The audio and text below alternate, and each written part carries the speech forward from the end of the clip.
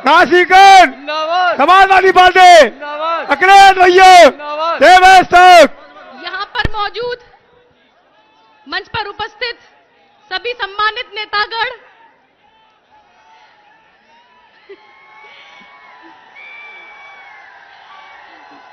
यहाँ पर मौजूद बुजुर्गों, नौजवान साथियों, हम सबके चहेते नेता, अजीमुशान शख्सियत, नौजवानों के नेता, किसानों के नेता आदरणीय अखिलेश यादव जी आ चुके हैं।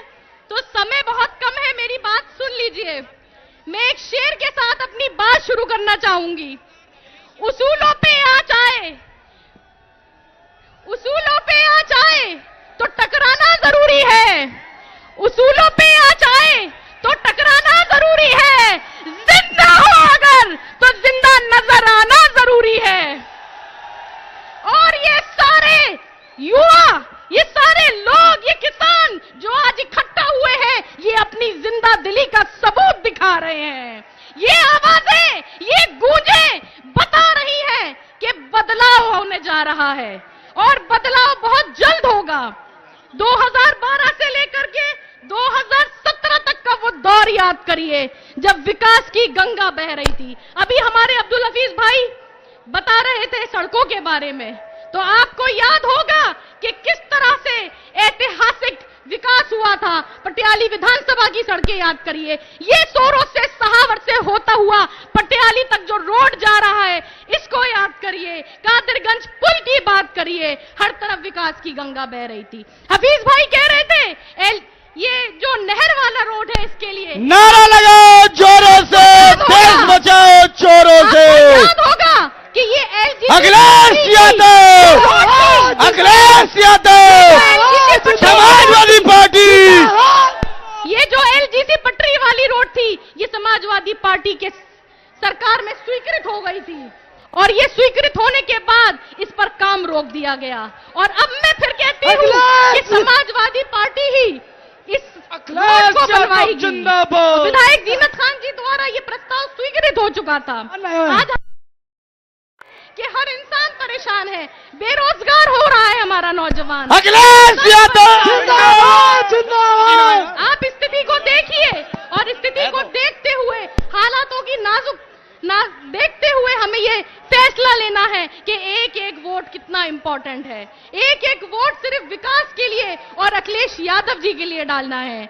और पीछे से बोला जा रहा है बहुत जल्दी है और अखिलेश यादव जी आ चुके हैं, तो अपने नेता का आप लोग स्वागत करिए। और मैं आखिरी शेर के साथ बस यही आपसे वोटों की विनती करूंगी कि एक एक वोट साइकिल का बटन दबाकर देवेश शाह जी को दे दीजिएगा। और खासतौर से पटियाली विधानसभा अखिलेश यादव, लोगों के लिए कहूंगी, अखिलेश यादव, समाजवादी पार्टी, नारा लगाओ जोरों से, नारा लगाओ जोरों से। जो सरकार निकम्मी है, बोलने दोगे? जो सरकार निकम्मी है। गलत बात है, गलत बात है। माइक उधर से बंद करिए, गलत बात है।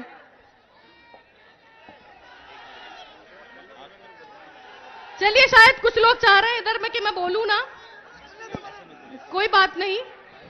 मैं एक शेर के साथ अपनी बात खत्म करूंगी। हालात बदलने में अब देर नहीं है, कुदरत के उसूलों में उलटफेर नहीं है। आगाज ने अंजाम से हंसकर ये कहा, अल्लाह के घर देर है, अंधेर नहीं है। जय हिंद, जय समाजवाद। हेलो, अब ऐसी सक्सेस को बुला रहे हैं देश आजाद होने के बाद जिनके घर में विधायकी राजनीति रही है और आज भारतीय जनता पार्टी छोड़कर आए हैं। बहुत ही शानदार लोधी समाज के नेता, जिला पंचायत मेंबर त्रिवेंद्र सिंह राणा। जोरदार ताली स्वागत। प्रवेंद्र भैया, प्रवेंद्र सिंह राणा, प्रवेंद्र सिंह राणा।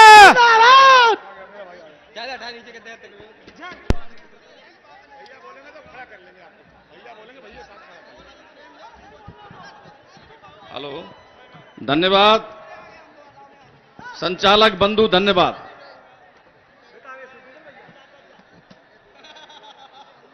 बारह भगवान और मां गंगा की इस पावन धरती पर मैं सभी को प्रणाम करता हूं और 12 भगवान मां गंगा के चरणों में मैं अपना शीश अर्पित करता हूं।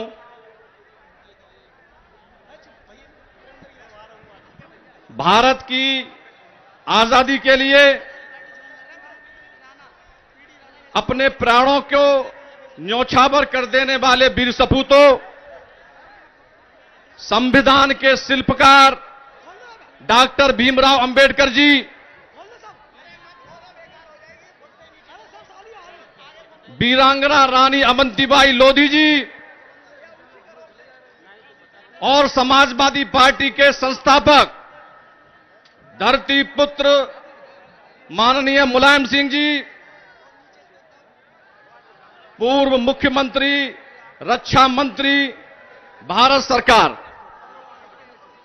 जननायक जनेश्वर मिश्र जी, डॉक्टर राम मनोहर लोहिया जी और मेरे पिता स्वर्गवासी श्री नेत्राम सिंह जी के चरणों में बारंबार नमन करता हूं।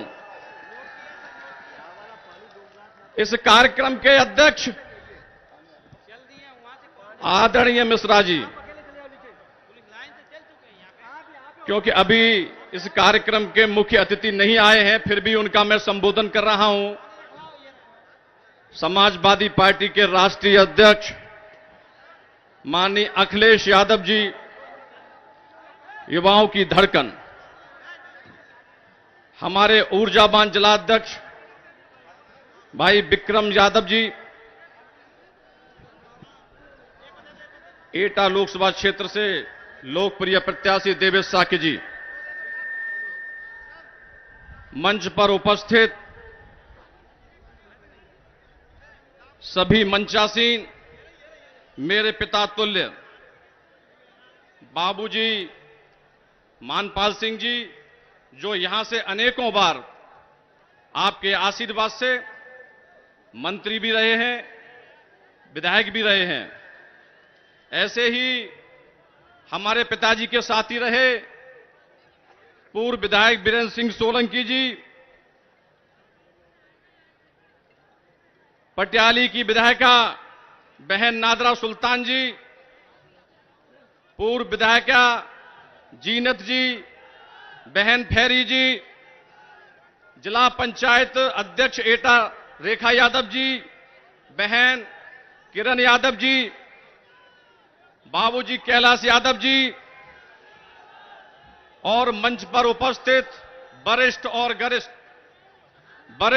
कनिष्ठ समाजवादी पार्टी के कार्यकर्ता बंधु और मंच पर उपस्थित महानदल के राष्ट्रीय अध्यक्ष, महानदल के पदाधिकारीगण,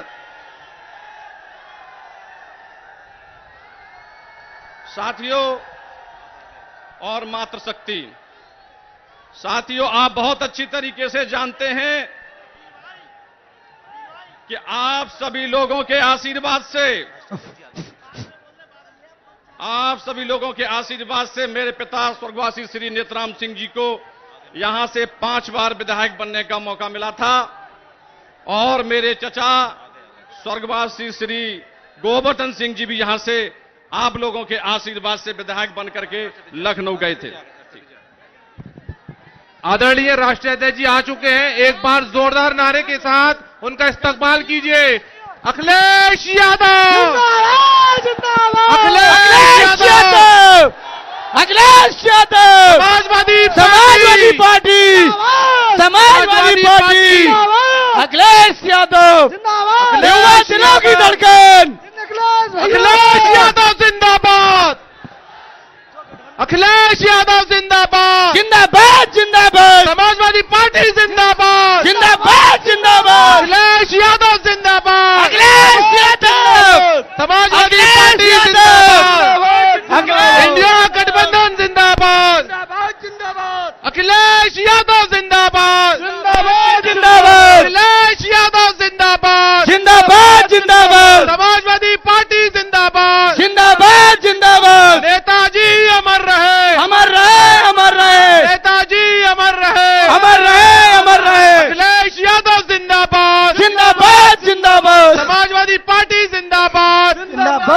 जिंदाबाद महानदल पार्टी जिंदाबाद, जिंदाबाद जिंदाबाद कांग्रेस पार्टी जिंदाबाद, जिंदाबाद जिंदाबाद इंडिया गठबंधन जिंदाबाद, जिंदाबाद जिंदाबाद अखिलेश यादव अखिलेश जिंदाबाद, यादव अखिलेश अखिलेश यादव जिंदाबाद, अखिलेश यादव जिंदाबाद, अखिलेश यादव अखिलेश यादव अखिलेश भैया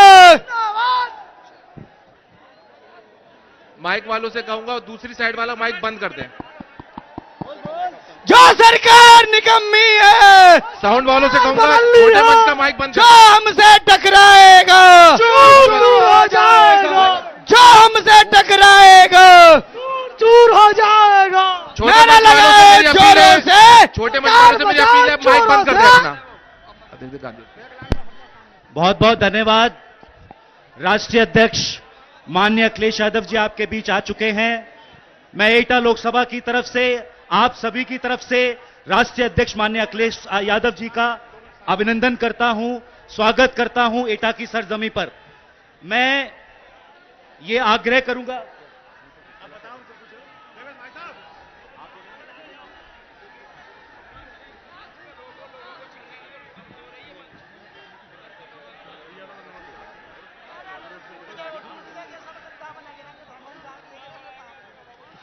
मैं इसी कड़ी में एटा लोकसभा से आपके हर दिल अजीज प्रत्याशी श्री देवेश साक्य जी को आमंत्रित करूंगा कि वो यहां देवेश साक्य जी को आमंत्रित करूंगा कि यहां पर वो आएं और अपने विचार रखें। देवेश साक्य जी, तालियां बजाकर आप उनका स्वागत कीजिए।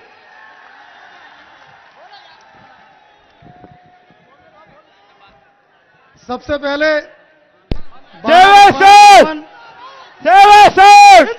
समाजवादी पार्टी, समाजवादी पार्टी, अखिलेश भैया। सबसे पहले बहरा भगवान को नमन करते हुए आज रामचरितमानस के रचयिता संत तुलसीदास जी की जन्मस्थली पर सूकर क्षेत्र सोरो में समाजवादी पार्टी के राष्ट्रीय अध्यक्ष आदरणीय अखिलेश यादव जी का, महान दल के राष्ट्रीय अध्यक्ष आदरणीय केशव देव मौर्य जी का, मैं सभी सम्मानित मंच पर उपस्थित सभी ऊर्जावान कार्यकर्ताओं को बहुत बहुत धन्यवाद, आभार। आदरणीय भैया जी, ये सोरो क्षेत्र गंगा जमुनी तहसील के बयान करता है, जहां पे सोरो में तुलसीदास जी की जन्मस्थली है, वहीं पटियाली में अमीर खुसरो जी की जन्मस्थली है। लेकिन इस क्षेत्र को लंबे समय से अछूता रखा गया है विकास के नाम पर।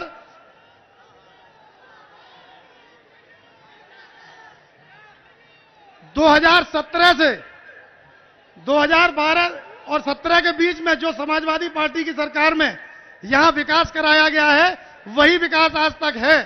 इसके अलावा भारतीय जनता पार्टी की सरकार उत्तर प्रदेश में 7 वर्ष और भारत में 10 वर्ष रही है, लेकिन यह क्षेत्र पूरा विकास के नाम पर छूटा है।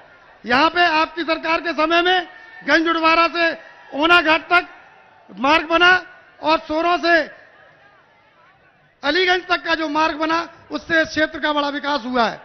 लेकिन मैं आप सभी से एक बात पूछना चाहता हूं, यह चुनाव लोकतंत्र बचाने का चुनाव है, संविधान बचाने का चुनाव है। एक तरफ वो लोग हैं जो संविधान खत्म करना चाहते हैं और एक तरफ इंडिया गठबंधन है जो संविधान बचाने का काम करेगा। आप किसके साथ हैं, बताइए हाथ उठा के। बहुत बहुत धन्यवाद। आप सभी इंडिया गठबंधन के साथ रह के इस देश को बचाने की लड़ाई में अपनी सहभागिता निभाएं। और चूंकि आप इस देश के आम नागरिक हैं, आम नागरिक होने के नाते आपकी ये नैतिक जिम्मेदारी है कि इस बार भारतीय जनता पार्टी को हटाने के लिए एक एक वोट भारतीय जनता पार्टी के विरोध में जाएगा, इंडिया गठबंधन को जाएगा।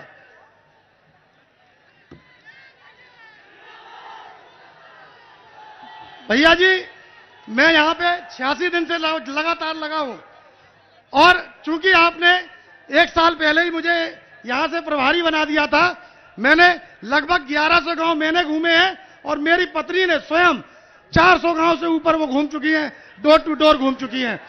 एक भी गांव में यहां के सांसद आदरणीय राजू भैया की एक पटिया नहीं दिखी विकास की। ऐसे सांसद यहां से चुने गए हैं, लेकिन इस बार एटा लोकसभा की जनता समाजवादी पार्टी को मजबूत करने जा रही है, भाजपा को हटाने जा रही है। इन्हीं बातों के साथ मैं एक बात आपसे पूछता हूं कि देखिए, जो वकालत करता मुकदमा भी वही जीतता जिसके वकालत करता अच्छे होते हैं, और मेरा मुकदमा आपकी अदालत में है। बताइए जिताएंगे कि नहीं जिताएंगे? अगर जिताएंगे तो संकल्प ले लीजिए कि एक एक व्यक्ति अपने आप को देवेश साख समझकर इस चुनाव में लग जाए। और मैं आपसे अपील करता हूं, निवेदन करता हूं कि आने वाली 7 तारीख को साइकिल का बटन इतना दबाएं कि भाजपा का डब्बा गोल होकर यहां से जाए।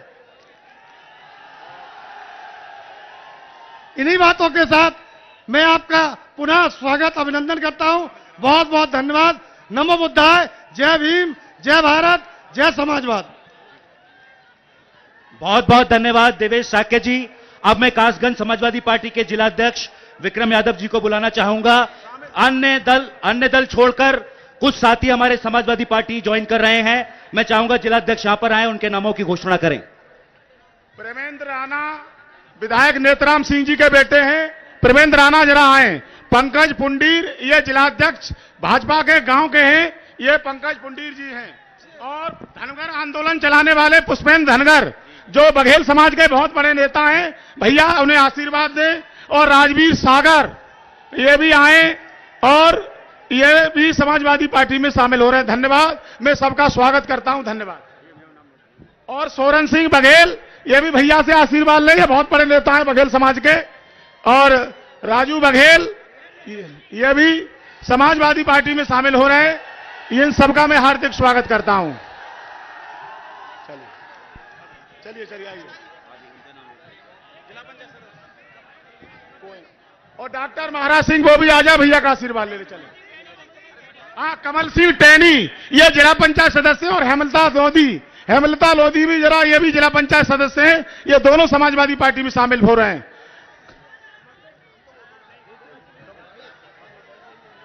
और हमारे नेताजी बघेल साहब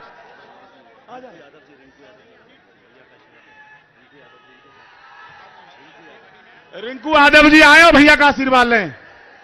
और हमारे नेताजी चलिए जाइए। मैं सभी उन साथियों का स्वागत करता हूं जो अन्य दल छोड़कर आज समाजवादी पार्टी का हिस्सा बने हैं। मैं सभी का अभिनंदन करता हूं और स्वागत करता हूं। इसी कड़ी में मैं पूर्व सांसद माननीय कैलाश यादव जी को आमंत्रित करूंगा कि वो यहां पर आएं और अपने विचार रखें।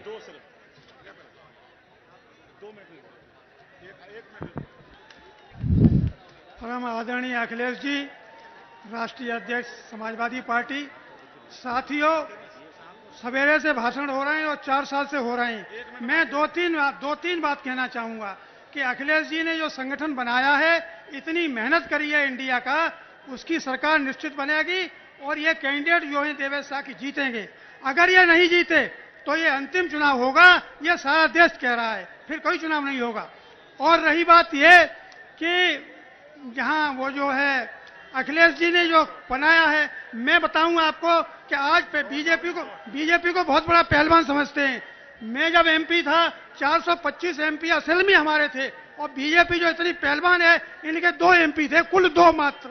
आज वो पहलवान है, तो पहलवान क्यों है ये तो अखिलेश जी को अच्छी तरह मालूम है। तो मेरा कहना ये है कि ये मौका है आखिरी आपके पास, इनको जिताइएगा और दोनों जिला बचाइए और उत्तर प्रदेश बचाइए। धन्यवाद।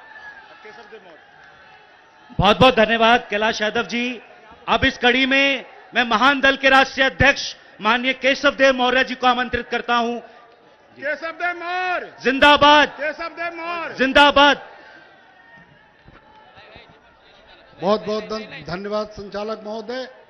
सोरों की इस पावन धरती को नमन करते हुए आज मंच की शोभा बढ़ा रहे समाजवादी पार्टी के राष्ट्रीय अध्यक्ष, हम दलित पिछड़े अल्पसंख्यकों के नेता आदरणीय अखिलेश यादव जी का नमन करते हुए यहां उपस्थित मंच पर समाजवादी पार्टी, कांग्रेस और महान दल के नेतागण, सामने उपस्थित महान दल और समाजवादी पार्टी के तमाम जुझारू कार्यकर्ताओं, समर्थकों, मैं आपके बीच में बहुत थोड़ा सा समय लूंगा। आज मैं आपको साक्य समाज को मुख्य रूप से ये बताने आया हूं कि जुर्म करने वाले इतने बुरे नहीं होते, जुर्म करने वाले इतने बुरे नहीं होते। सजा न देकर अदालत बिगाड़ देती है, पुलिस बिगाड़ देती है। मिलाना चाहा जब भी इंसान को इंसान से, जब मिलाना चाहा जब भी इंसान को इंसान से, सारे काम बीजेपी बिगाड़ देती है, सारे काम बीजेपी बिगाड़ देती। ये हिंदुस्तान भाईचारे का देश है।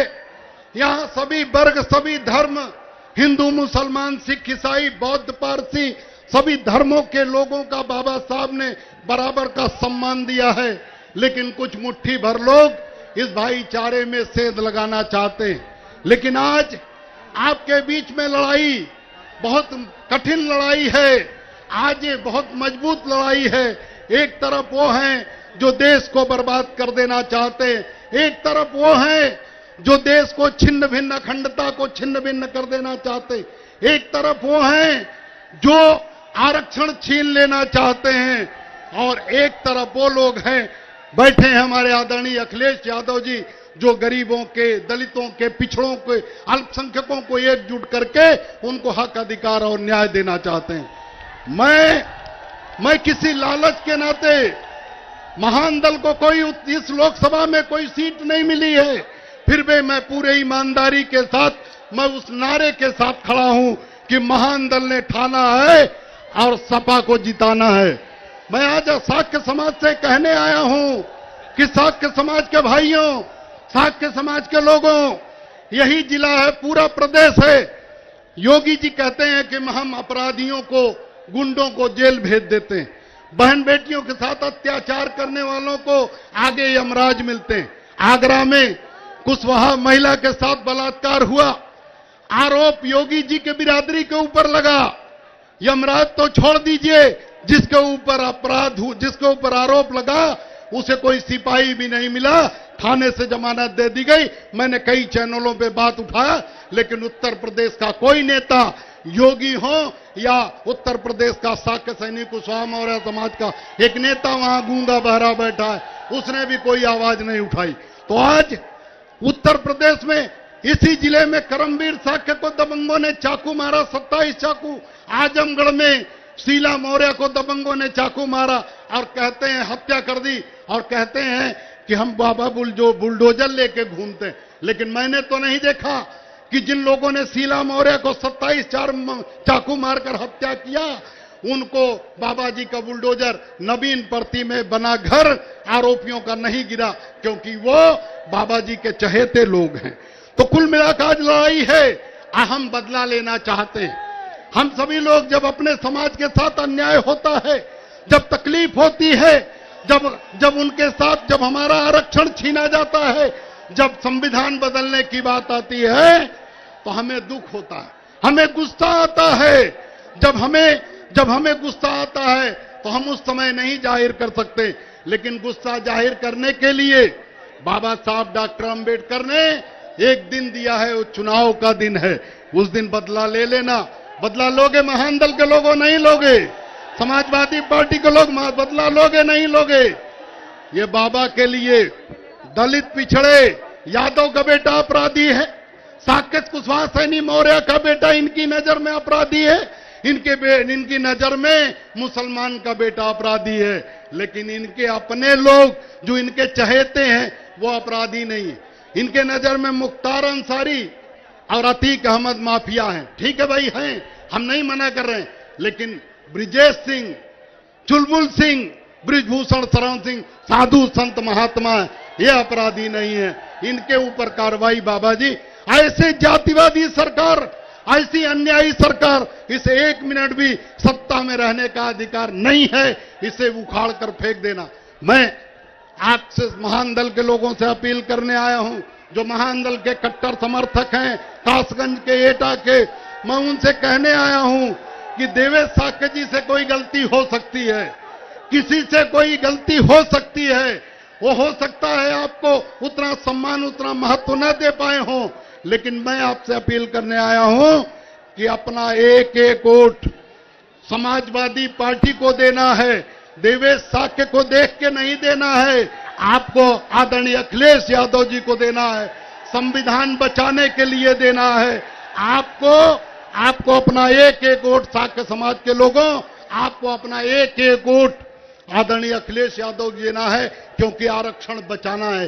केशवदेव मौर्य आरक्षण और संविधान नहीं बचा सकता, लेकिन अखिलेश यादव जी के हाथों को मजबूत करके मैं आरक्षण और संविधान बचा सकता हूं। इसलिए मैं आपके साथ हूं, आपसे अपील करने आया हूं कि अपने गांव में जो आसपास के लोग हैं, साक्य सैनी कुशवाहा मौर्य समाज के साथ जो दूसरी जातियां रहती हैं, उनसे हाथ जोड़कर एक एक वोट भी खराब नहीं होना चाहिए। किसी बहकावे में कि किसी का अपमान हो गया, किसी का अपमान सम्मान नहीं हुआ, ये एक भी बात सुननी नहीं चाहिए। मुझे विश्वास दिलाओ महानदल के लोगों, हाथ उठा के हाथ हिला के विश्वास दिलाओ कि एक एक वोट समाजवादी पार्टी के खाते में डालोगे। महानदल के लोगों मुझे विश्वास दिलाओ, आदरणीय अखिलेश यादव जी को विश्वास दिलाओ कि एक एक वोट हाथ हिला के, दोनों हाथ हिला के बताओ, एक एक वोट महानदल के खाते में डालने समाजवादी पार्टी के साइकिल, लेकिन साइकिल चिन्ह है। ये दोनों पार्टियों की जिम्मेदारी है कि यहां से समाजवादी पार्टी के प्रत्याशी देवेश साक्य की लंबी जीत होनी चाहिए, एक वोट भी खराब नहीं होना चाहिए। खराब नहीं होगा, बोलो खराब नहीं होगा ना? नहीं होगा। भाई क्यों बोल रहे हो? वहां से हम पब्लिक से पूछे। तो बहुत बहुत धन्यवाद। एक जोरदार नारा लगा के मैं अपनी बात खत्म करता हूं। महानदल समाजवादी पार्टी जिंदाबाद। इतने से काम नहीं बनता भाई, थोड़ी पूरी जान लगाओ, दोनों मुट्ठी बंद करके। महानदल समाजवादी पार्टी जिंदाबाद। बहुत बहुत धन्यवाद। जय महान। बहुत बहुत धन्यवाद। मैं युवाओं से अपील करूंगा कि अपना मोबाइल निकालकर फेसबुक लाइव करिए ताकि यह मीटिंग पूरी दुनिया में जाए। मैं समाजवादी पार्टी के राष्ट्रीय अध्यक्ष और उत्तर प्रदेश के पूर्व मुख्यमंत्री श्री अखिलेश यादव जी को दावत देने से पहले उनके लिए एक शेर पढ़ना चाहूंगा। उनके लिए एक शेर है कि मुझ में थोड़ी सी भी जगह नहीं नफरत के लिए, मुझ में थोड़ी सी भी जगह नहीं नफरत के लिए, मैं तो हर वक्त मोहब्बत से भरा रहता हूं, मैं तो हर वक्त मोहब्बत से भरा रहता हूं। आदरणीय Akhilesh Yadav, Akhilesh Yadav, Akhilesh Yadav, Akhilesh Yadav, Akhilesh Yadav Samajwadi party, Akhilesh Yadav Samajwadi party, Akhilesh Yadav Samajwadi party.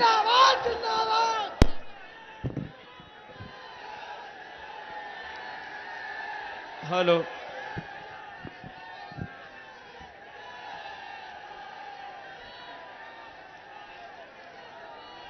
इस सभा की अध्यक्षता कर रहे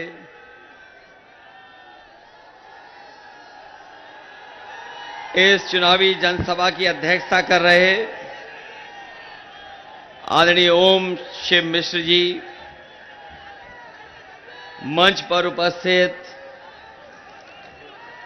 महान दल के राष्ट्रीय अध्यक्ष केशव देव मौर्य जी, पूर्व सांसद कैलाश यादव जी, हमारे आपके और समाजवादी पार्टी के प्रत्याशी देवेश साक्य जी, मंच पर उपस्थित पूर्व विधायक मंत्री विनय साक्य जी, श्रीमती रेखा यादव जी, यहां की विधायक नादिरा सुल्ताना जी, विक्रम यादव जिलाध्यक्ष समाजवादी पार्टी, पूर्व विधायक जीनत खां, मानपाल सिंह जी, पूर्व मंत्री आदरणीय मानपाल सिंह जी, श्रीमती किरण यादव जी, सतवान साक्य जी, मनीष यादव, राकेश राजपूत, जयप्रकाश मौर्य जी, अदनान मियां साहब, देव राजपूत जी, अविनाश, राकेश वाल्मीकि जी, महेश दिवाकर जी से लेकर के बड़ी संख्या में जो साथी बैठे हैं, प्रविंदर राणा जी जो अभी समाजवादी पार्टी में शामिल हुए हैं, प्रविंदर राणा जी, कमल सिंह लोधी जी, पुष्पेंद्र धनगर जी, पंकज पुंडे जी, हेमलता लोधी जी, राजवीर सिंह जी और हमारे हसरतुल्लाह शेरवानी जी, नाशी खान जी से लेकर के बहुत सारे हमारे साथी जो मंच पर उपस्थित हैं, जो हमारे मंच पे हैं, सभी समाजवादी पार्टी, कांग्रेस पार्टी और आप पार्टी के सभी नेतागण जो दूसरे मंच पे हमें दिखाई दे रहे हैं, सभी समाजवादी पार्टी के नेता कार्यकर्ता और इस चुनावी जनसभा में उपस्थित हमारे सभी आदरणीय बुजुर्ग, किसान भाई और बड़ी संख्या में नौजवान साथी पत्रकार बंधुओं, मैं सबसे पहले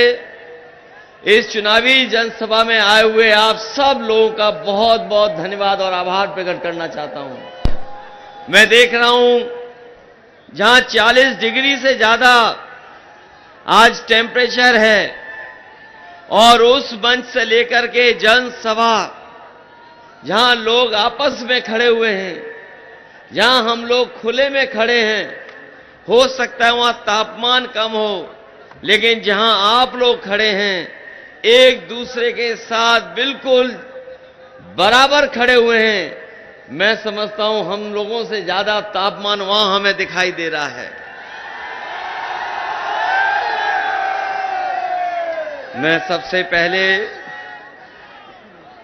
भगवान बराह जी के इस मोक्ष स्थली को प्रणाम करता हूं। इस धार्मिक स्थान जहां पर न केवल आपके आसपास के बल्कि प्रदेश और देश के लोग यहां आते हैं, ऐसी पौराणिक और धर्म से जुड़े हुए स्थान का सबसे पहले मैं नमन करता हूं। साथ ही साथ ये वो क्षेत्र है जहां से एक भाईचारा का संदेश आज से नहीं सदियों से जाता रहा है। अगर एक तरफ जहां भगवान तुलसीदास जी और दूसरी तरफ जहां पर हमारे बहुत ही बड़े और जिनको न केवल भारत में बल्कि दुनिया में जिन्हें उनके अपने काम की वजह से और साहित्य को लेकर के पहुंचाने की वजह से हम और आप लोग जानते हैं, जहां एक तरफ तुलसीदास जी हैं वहीं दूसरी तरफ खुसरो को भी हम लोग आप लोग सब जानते हैं। ये वो स्थान है जिसने मिली जुली संस्कृति को और भारत की संस्कृति को ऊंचाई तक पहुंचाने का काम किया है। ये वो स्थान है जहां पर हम सब मिलकर के रहते हैं। वहीं हम आपसे निवेदन करने आए हैं, जहां हमारे बगल में इन्हें रुका रहने दो, यहीं पर रुका रहने दो, बस जो जहां है वहीं खड़ा रहे। हमारे बगल में मां गंगा का भी एक पुराना महत्व बना रहा है। इसलिए जहां आज तीसरे चरण के लिए हम आप लोगों से मतदान के लिए अपील करने आए हैं, वहीं आप लोगों ने जाना होगा और जानकारी मिल गई होगी कि पहले चरण से ही इंडिया गठबंधन बढ़त बना चुका है और जो पश्चिम से हवा चली है, जो अब इस क्षेत्र से गुजर करके जाएगा चुनाव, हमें पूरा भरोसा यहां के किसान नौजवान मिलकर के भारतीय जनता पार्टी का पूरा सफाया करने का काम करेंगे। ये भारतीय जनता पार्टी के लोग, इनके दिल्ली वाले और लखनऊ वाले आपके बीच में आकर के न जाने कौन कौन सी बातें रख रहे हैं, लेकिन मैं जानता हूं ये जागरूक जनता है, समझदार लोग हैं। ये 10 साल जो दिल्ली की सरकार के जो 10 साल गुजरे हैं, अगर उसका आकलन करेंगे और पीछे मुड़ करके देखेंगे तो आपने देखा होगा कि किसान के सामने कितना संकट पैदा किया। ये वही सरकार है दिल्ली में पूरे देश का किसान गया और किसान ने कहा कि हमें एमएसपी का अधिकार मिलना चाहिए, क्योंकि भारतीय जनता पार्टी के लोगों ने वादा किया था कि जब वो सत्ता में आ जाएंगे तो हर किसान की आय दोगुनी कर देंगे। फसल की कीमत इतनी होगी कि किसान की आय दोगुनी हो जाएगी, मुनाफा होगा किसानों को। लेकिन जब किसान अपना हक और अपने अधिकार को मांगने गया दिल्ली, तो उसको रोकने के लिए न जाने क्या क्या इंतजाम सरकार ने किए थे। आपको याद होगा, सड़क रोक दी गई, बैरिकेडिंग लगा दी गई, बड़ी बड़ी आरसीसी की दीवार खड़ी कर दी, कीलें लगा दी गई। अगर कोई किसान आंदोलन में शामिल होता था, उसमें झूठे मुकदमे लगा देते थे। ट्रैक्टर को डीजल नहीं मिलता था।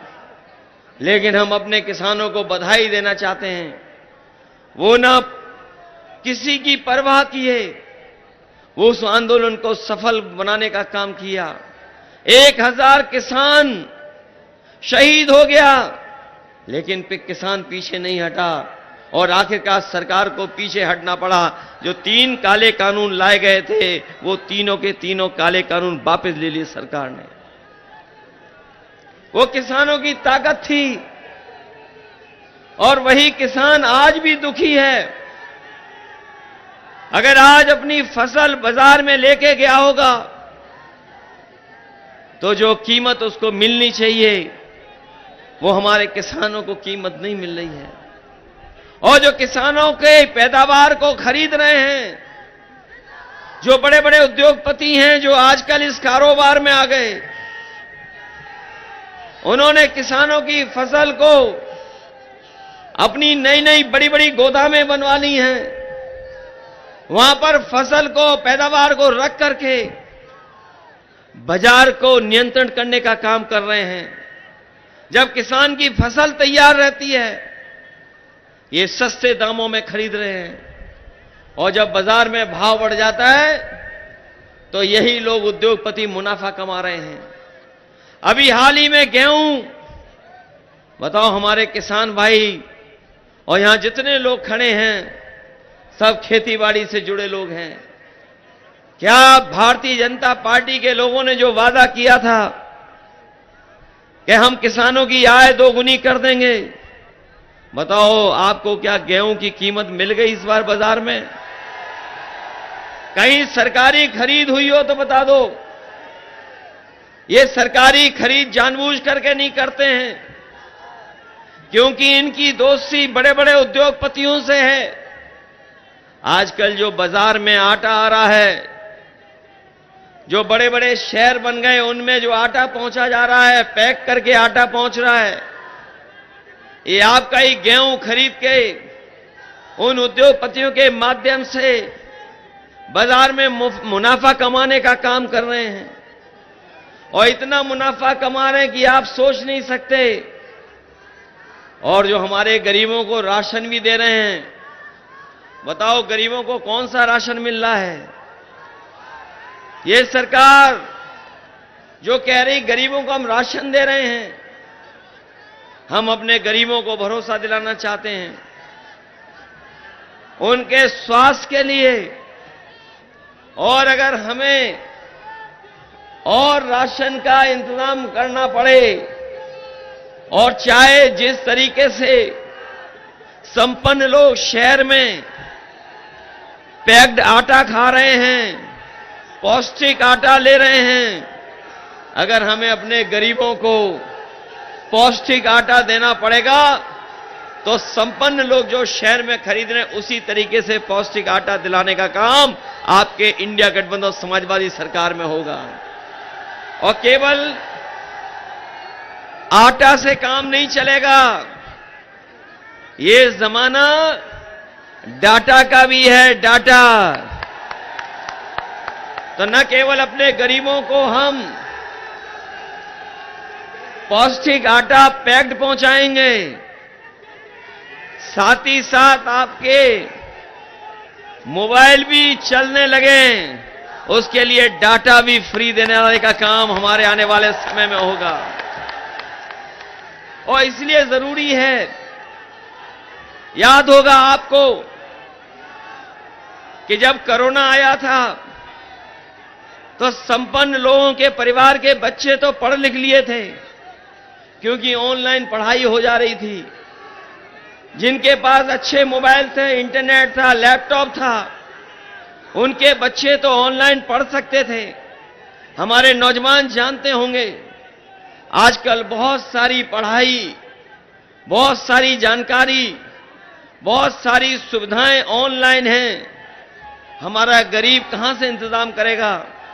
इसलिए जिस तरीके से समाजवादी सरकार में हम लोगों ने गरीबों को लैपटॉप बांटने का काम किया था, जो आज भी चल रहे होंगे, इसलिए गरीबों को न केवल सरकार की कामकाज से जोड़ने के लिए बल्कि डाटा की फ्री सुविधा देने का काम भी हम लोग समाजवादी सरकार में करेंगे। ये हमारे नौजवान जिन्हें मैं देख रहा हूं, बड़ी संख्या में नौजवान आए हैं और ये नौजवान इतने हैं कि मैं देख रहा हूं चारों तरफ हमें नौजवान किसानों के साथ दिखाई दे रहे हैं। ये नौजवान ये जानते होंगे कि जब भी ये सरकार ने कोई परीक्षा लिखवाई, इनकी जो भी परीक्षा हुई सब में पेपर लीक हो गया। सब पेपर लीक किए सरकार ने। और मैं अपने नौजवानों से कहना चाहता हूं, ये जानबूझ करके पेपर लीक किए सरकार ने, और जानबूझ के इसलिए किए हैं क्योंकि ये नौकरी नहीं देना चाहते, रोजगार नहीं देना चाहते, इसलिए पेपर लीक किया। और इस सरकार ने अगर कार्रवाई की होती, जब पहली बार पेपर लीक हुआ था तो 10 परीक्षाओं का पेपर लीक नहीं होता। याद करो, जब पुलिस भर्ती हुई, इन लोगों ने कहा कि इंतजाम हो गया, बहुत अच्छा इंतजाम है, सुरक्षित परीक्षा होगी। इन बीजेपी के लोगों ने कहा कि सुरक्षित परीक्षा कराई जाएगी, कोई पेपर लीक नहीं होगा। हमारा नौजवान जो तैयारी कर रहा था सालों साल से, जो पढ़ाई कर रहा था, मेहनत कर रहा था, दिन रात जाग करके, न जाने कहां से इंतजाम किया होगा, फॉर्म भरा और परीक्षा स्थल तक पहुंचा अपना इंतजाम करके। लेकिन जब घर लौट करके आया तो उसे पता लगा कि पुलिस भर्ती का भी पेपर लीक हो गया है और परीक्षा दोबारा होनी चाहिए, परीक्षा रद्द हो। इस सरकार को मजबूरी में, हमारे नौजवानों के दबाव में परीक्षा को रद्द करना पड़ा। बताओ, पुलिस भर्ती का परीक्षा रद्द हुआ कि नहीं हुई रद्द? और बड़े पैमाने पे हमारा नौजवान घर लौट करके आ गया। हमने कई सभाओं में कहा और बीजेपी के लोगों को बता दिया कि जब किसान आपके खिलाफ है और नौजवान जिनकी परीक्षा छूटी है, 60 लाख ऐसे नौजवान हैं, और यही 60 लाख नौजवानों के अगर परिवार के 2 सदस्यों को हम जोड़ लें तो अगर हम 3 का गुणा 60 लाख से करें, क्योंकि एक जो परीक्षा देने गया था, बेटा है बेटी, वो और उसके मां बाप को जोड़ लें तो एक घर के 3 सदस्यों को केवल अगर हम जोड़ें, और 60 लाख ऐसे नौजवान जो परीक्षा नहीं दे पाए, जिनकी परीक्षा रद्द हुई, पेपर लीक हुए, तो पूरे उत्तर प्रदेश में 1 करोड़ 80 लाख लोग हैं, वो वोटर हैं। और 1 करोड़ 80 लाख का अगर हम भाग दे दें 80 लोकसभाओं में से, तो बताओ 2,25,000 वोट कम हो गए हर लोकसभा में, क्या नहीं हो गए? तो बीजेपी बचेगी कैसे? बताओ, बीजेपी कैसे बचेगी? याद रखना नौजवान, ये नौकरी और रोजगार तो छीना ही छीना है, लेकिन घर जाकर के सोचना, इन बीजेपी के लोगों ने 1/3 जीवन आपका बर्बाद कर दिया, आपकी 1/3 जिंदगी बर्बाद कर दी। इन 10 साल में दिल्ली की सरकार ने और उत्तर प्रदेश की 7 साल की सरकार ने हमारे नौजवानों को नौकरी रोजगार नहीं दिया। और अगर नौकरी रोजगार नहीं मिला तो भविष्य तो है ही अंधकार में, लेकिन इन नौजवानों की शादी का भविष्य भी कुछ नहीं दिखाई दे रहा। बताओ, आपकी 1/3 जिंदगी बर्बाद कर दी कि नहीं कर दी बर्बाद? और ये क्या सपने दिखा रहे हैं बीजेपी के लोग कि हमारा देश विश्व गुरु बनने जा रहा है, विश्व गुरु। बताओ, देश विश्व गुरु बनेगा? ये कह रहे विकसित भारत। अगर हमारे प्रधानों ने सहयोग नहीं किया होता विकसित यात्रा का, तो बीजेपी वाले विकसित यात्रा भी नहीं करा पाते। ये जितनी विकसित यात्रा हुई है गांव-गांव जाकर के, ये हमारे प्रधानों से पैसा वसूला गया। बताओ, प्रधानों से पैसा वसूला गया था कि नहीं वसूला गया? समाजवादियों ने तो एम्बुलेंस चलवाई, वो इस सरकार ने खराब कर दी। जिला अस्पताल अच्छे किए जिससे गरीब का इलाज हो जाए, लेकिन इस सरकार ने ना जिला अस्पताल ठीक किया, और जो एम्बुलेंस चल भी नहीं थी वो खराब कर दी, और एक भी एम्बुलेंस बढ़ाई नहीं। और पुलिस को जो गाड़ी दी थी, याद कीजिए, ये 100 नंबर, पहले थाने में जाकर के परेशानी होती थी, कौन जाए, थाना दूर है। इसलिए समाजवादी पार्टी की सरकार में हम लोगों ने पुलिस को गाड़ियां दी। इस सरकार को अच्छा नहीं लगा 100 नंबर। इन्होंने उद्घाटन किए थे तो 100 नंबर का इन्होंने कर दिया 112। बताओ, 112 करने के बाद अन्याय बढ़ा कि नहीं बढ़ा? वसूली बढ़ी कि नहीं बढ़ी? और अभी तो कई जगह से खबरें आ रही हैं कि पुलिस को पकड़ रही है।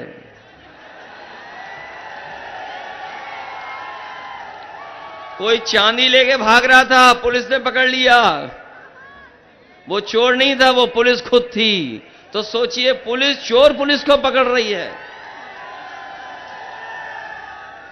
एक गोरखपुर पुलिस को पता लगा कि कुछ जा रहा है सामान पैकेट में, पुलिस धीमे धीमे गई, पकड़ लिया उसको जाकर के, और कहीं हिसाब किताब नहीं दिया, सब माल रख लिया। बाद में सूचना हुई तो माल पकड़ा गया, 50 लाख रुपए पकड़ लिए। ये पहली बार बीजेपी की सरकार में हो रहा है कि पुलिस चोर पुलिस को पकड़ रही है। ये ऐसा पहले कभी नहीं होता था। और हम अपने नौजवानों को जब देखते हैं कि यही नौजवान बिना सहारे के खंबे पे चढ़े जा रहे हैं। देखो, पहले एक चढ़ा, फिर उतर गया, दूसरा चढ़ने की कोशिश कर रहा था, नहीं चढ़ पाया, दूसरा चढ़ गया, अब तीसरा आ गया यहां पे। ये वो नौजवान हैं जो फौज में जा सकते थे, नौकरी पक्की मिल सकती थी। ये वो नौजवान हैं जिन्हें फौज की वर्दी मिल सकती थी। लेकिन अब बताओ, अग्निवीर व्यवस्था से कौन खुश है? बताओ, ये अग्निवीर व्यवस्था 4 साल की नौकरी, और 4 साल नौकरी के साथ साथ कोई सुविधा नहीं है, कोई सुविधा नहीं है। शहीद हो जाओगे तो भी सम्मान नहीं है। घर वापस आ जाओगे, जब घर वापस आओगे तो पेंशन भी नहीं है। और अग्निवीर व्यवस्था से हमारी सीमाओं की सुरक्षा नहीं हो सकती है। इसलिए अपने नौजवानों से हम कहना चाहते हैं, इंडिया गठबंधन सरकार बनाने जा रहा है, आप अपना बूथ जिताइए, मदद करिए, और ये अग्निवीर व्यवस्था खत्म कर करके जो पहले व्यवस्था थी पक्की नौकरी वाली, वो व्यवस्था बनाने का काम करेंगे। ये हमारे जिंदाबाद जिंदाबाद खाकी वर्दी वाले सोचते हैं इनकी नौकरी परमानेंट है,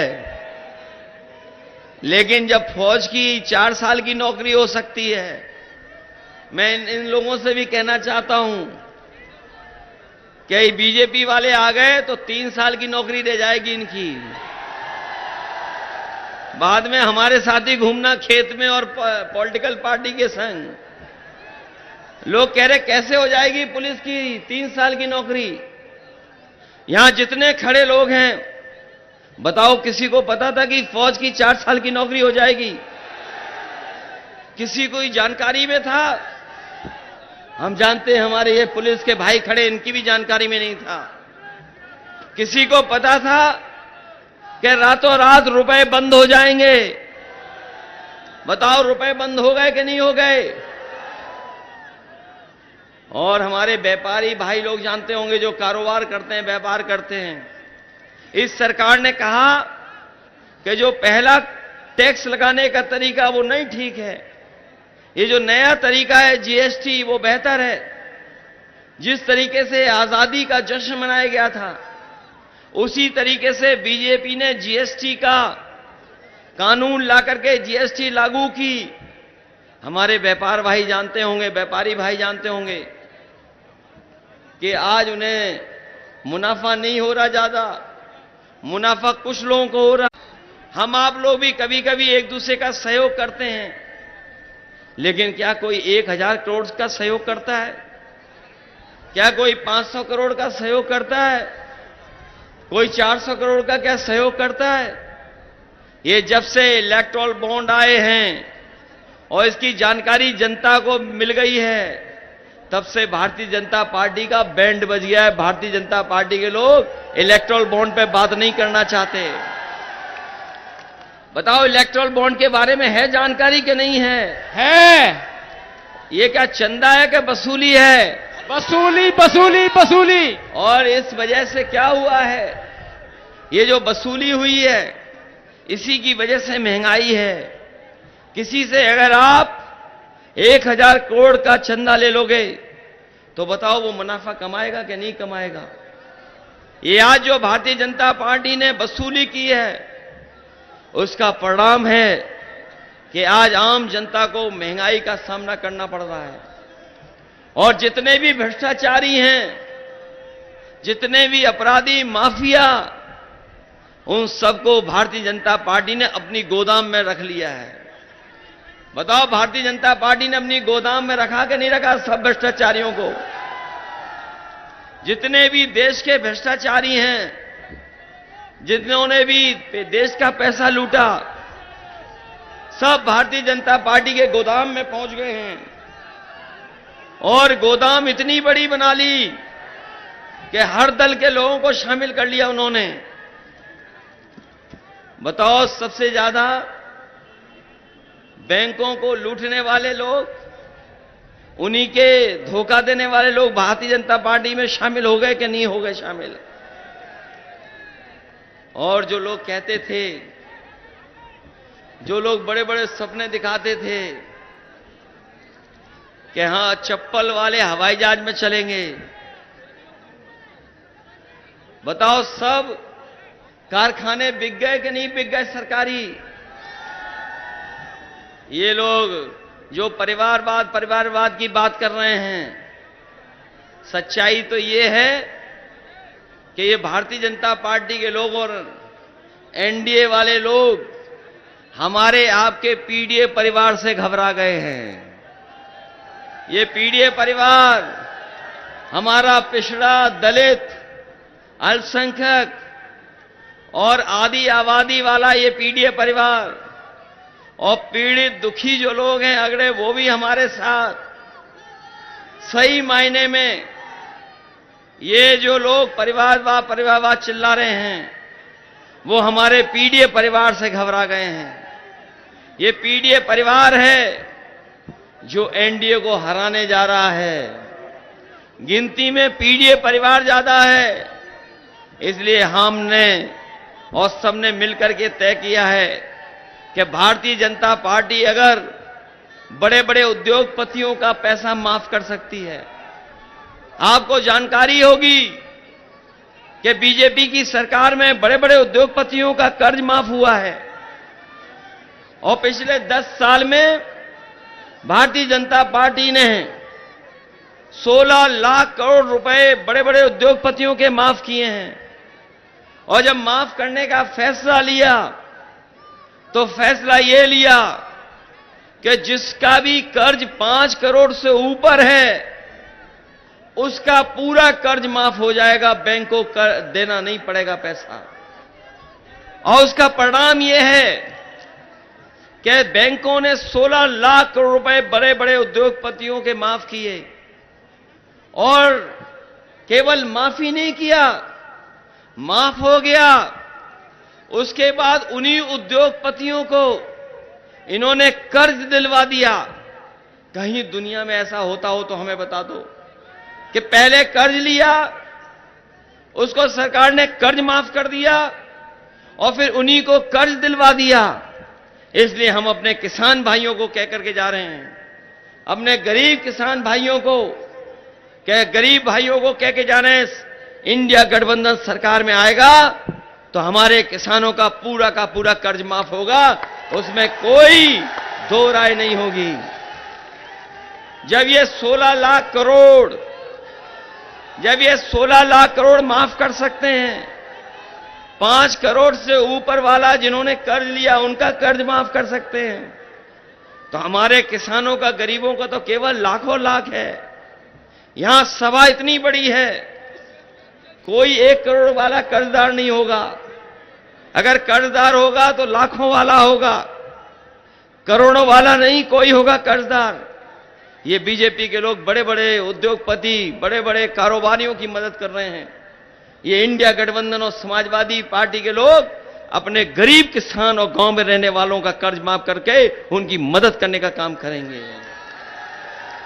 इसलिए ये चुनाव संविधान बचाने का भी है। आपने देखा होगा भारतीय जनता पार्टी धीरे धीरे संविधान को खत्म करना चाहती है। याद रखना, संविधान खत्म हुआ तो हमारा आपका वोट देने का अधिकार भी छिन जाएगा। कोई वोट देने का अधिकार नहीं रहेगा आपका। इसलिए आज आप लोग संकल्प लें कि जो संविधान हमें बाबा साहब भीमराव अंबेडकर जी ने दिया, जो संविधान हमें अधिकार देता है, जो संविधान हमारा मान सम्मान बचाता है, जो संविधान हमें बराबर का आगे बढ़ने का मौका देता है, जो संविधान हमें आरक्षण देता है, उस संविधान को बचाने का काम करना। संविधान बचेगा तो हमारा आपका लोकतंत्र बचेगा। नहीं तो याद रखना, ये भारतीय जनता पार्टी के लोग ये संविधान को भी बदल देंगे, लोकतंत्र को खत्म कर देंगे। इसलिए मैंने कई मौकों पर कहा, ये 2024 का चुनाव संविधान मंथन का भी है। एक तरफ वो लोग हैं जो संविधान को बचाना चाहते हैं, संविधान की रक्षा करना चाहते हैं, दूसरी तरफ वो लोग हैं जो संविधान के भक्षक हैं, संविधान को खत्म करना चाहते हैं। यहां जितने हम लोग हैं, ये वो लोग हैं जो संविधान को बचाना चाहेंगे।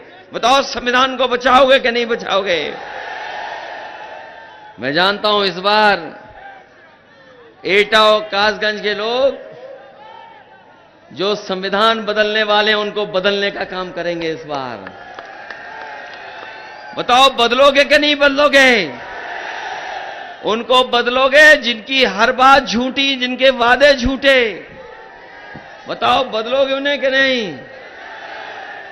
इससे अच्छा गठबंधन क्या हो सकता है? बताओ, सब साथ आ गए, महान दल भी साथ आ गया, महान दल भी साथ है, और हमारे पीडीए परिवार का ही प्रत्याशी है देवेश साहब के। बताइए, मदद करोगे सब लोग? ये मौका है कि नहीं लाखों लाख वोट से जीतने का? जो लोग हम लोगों को छोड़ के भी जा रहे हैं, वो छोड़ के नहीं गए हैं, वो छोड़ के नहीं गए हैं।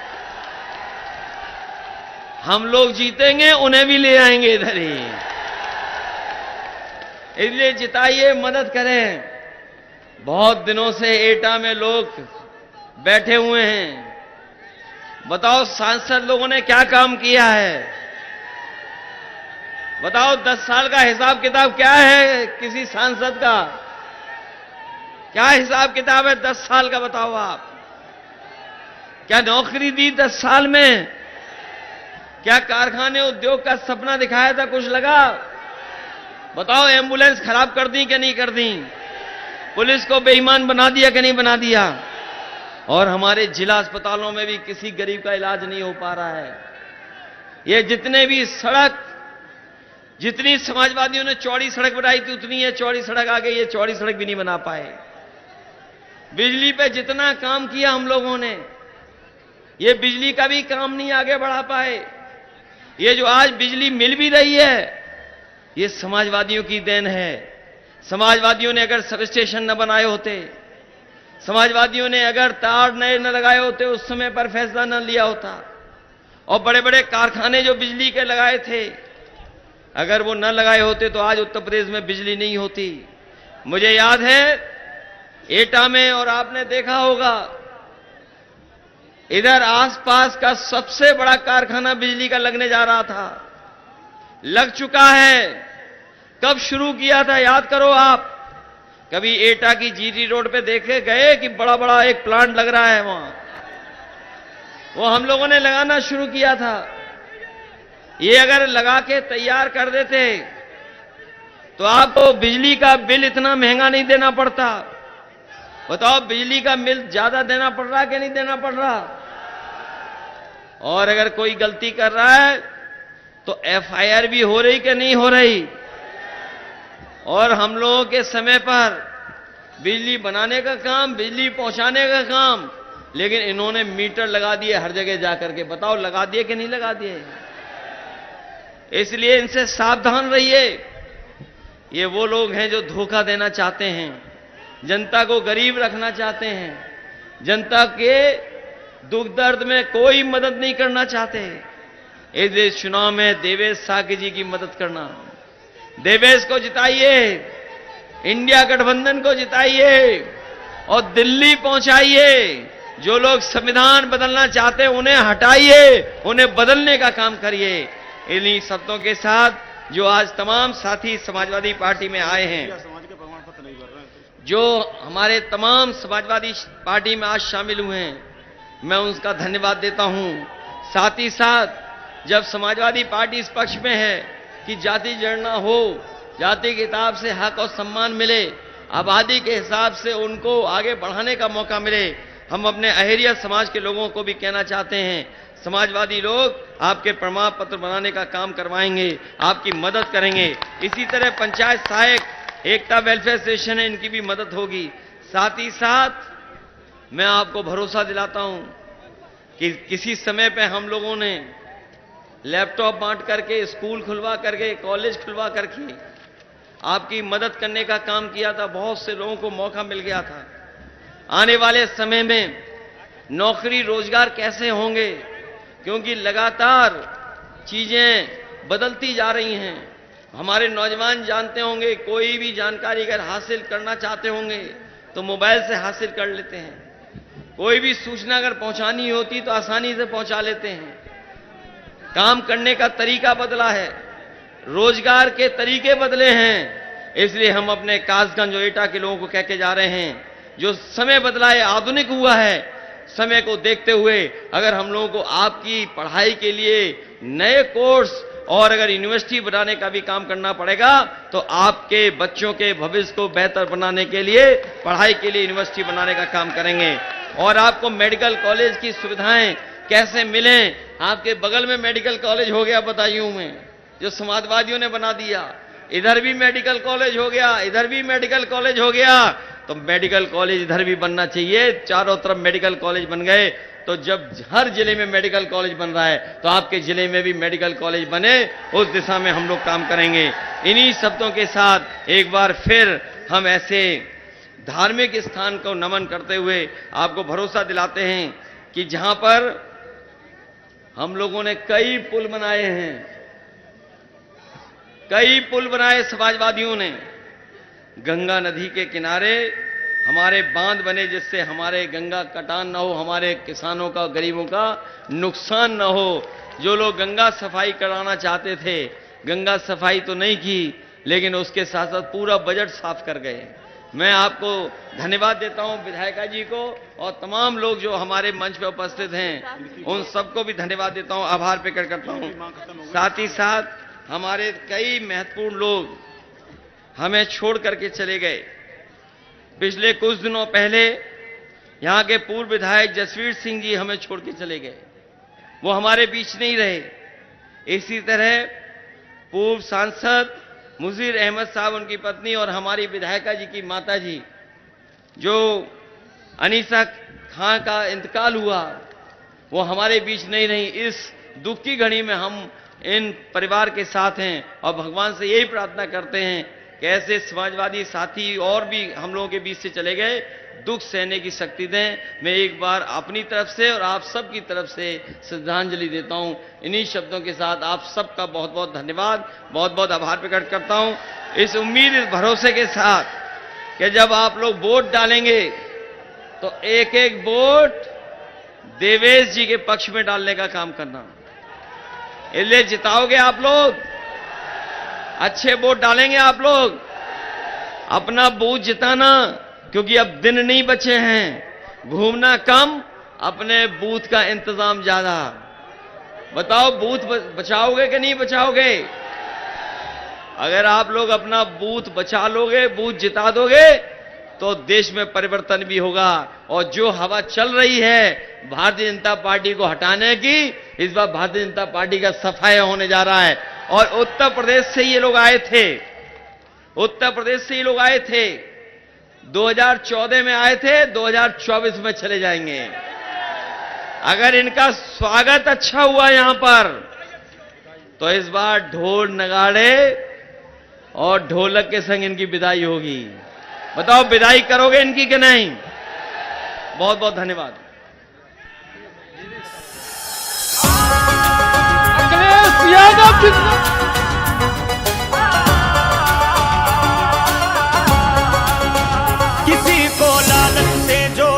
किसी को ईडी ने तोड़ा, मनोबल भारत का था जो होता ना